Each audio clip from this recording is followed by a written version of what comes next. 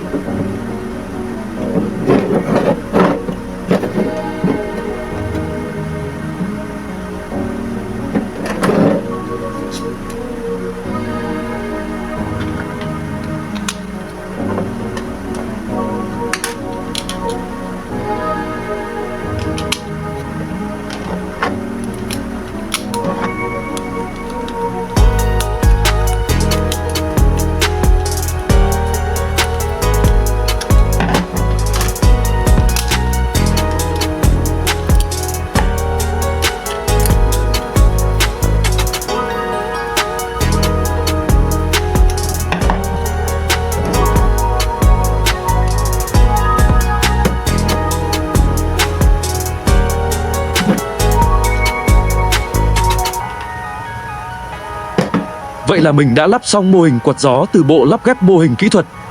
Bây giờ mình sẽ test thử. Mô hình hoạt động tốt.